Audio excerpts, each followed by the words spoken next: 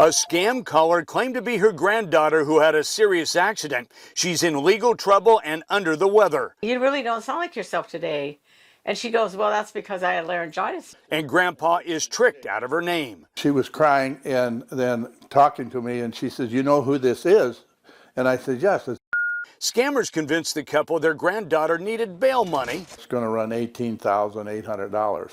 But they're warned, don't tell anybody when withdrawing the money. You know, you're scared, well, maybe it might affect the case. Told that by an alleged lawyer with a Canadian phone number. Now, let me start by grabbing the file, and I'll explain to you a little bit from a legal standpoint about what happened, okay? But the line goes dead. Over the years, I've talked to many victims of this grandparent scam, but this one has a little different twist. The scammer sent a courier to pick up the money, but a neighbor caught the vehicle on security camera.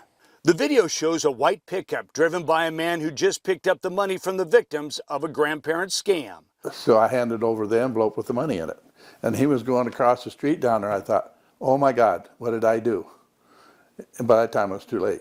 But video captured by Becky Hull's security camera could help get the money back. That is a lead we've never had before, and hopefully with people watching, we can get somebody ID'd in that vehicle and get somebody caught this time.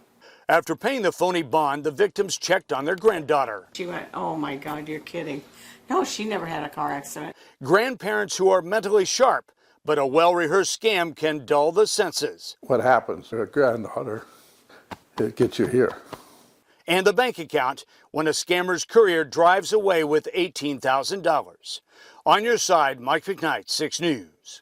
A convincing call that a granddaughter needs bond money fooled Brenda's 86-year-old mother, who sent scammers $13,000. They told her to put it in something to where it didn't feel like cash in the mailer.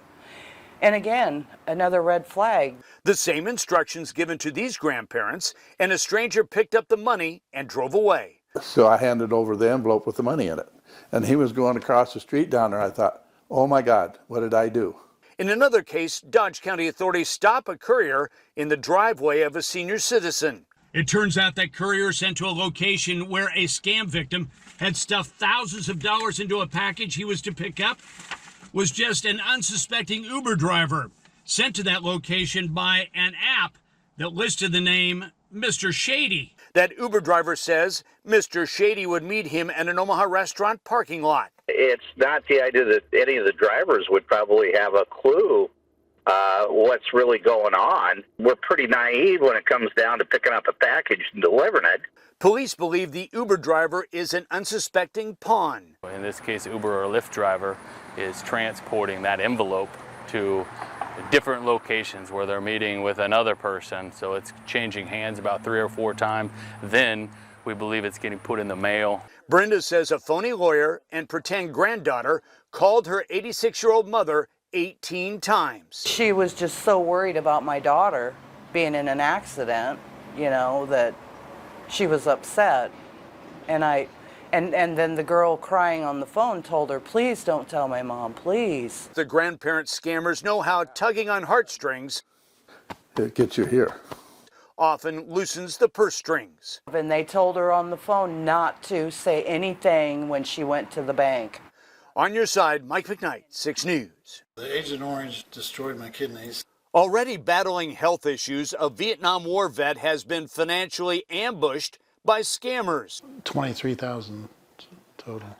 That's what he believed would get his grandson out of jail on bail. Following the instructions of the phony lawyer who he believed, the victim went to his bank and withdrew $23,000 in cash, all in $100 bills. He put all that money in an envelope and waited for a courier to come pick it up. After the money is taken, the victim learned his grandson isn't in trouble after all. My grandson's phone was out of service, so I couldn't call him and ask him anything. So I just kind of went on what they were telling me. The victim wishes he had been told by a bank teller. Well, they should ask, why do you need this money? What's the purpose of it? Could you wait a day? Tellers across the state are learning about a law less than a year old that allows them to alert managers when a senior citizen customer withdraws large amounts of money. Banks are actually able to do what we would call a transaction freeze So if there is suspected fraud of a senior or a vulnerable adult, our bankers can freeze that transaction for up to 30 days. And many times what we find is that 30-day period is enough for the scammers and the bad guys to move on. A delay that might work because all the victims we talked to had been warned by the scammers not to tell anyone why they needed so much money. Yeah, they said there's a gag order on this. You can't talk about the reason.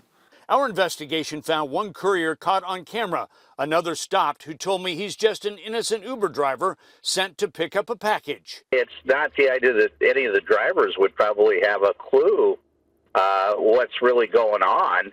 But identifying who they deliver the money to could help this disabled vet and many other grandparents get justice and hopefully restitution. Next time somebody says my grandson's in jail, hang up on him. On your side, MCKNIGHT, 6 News.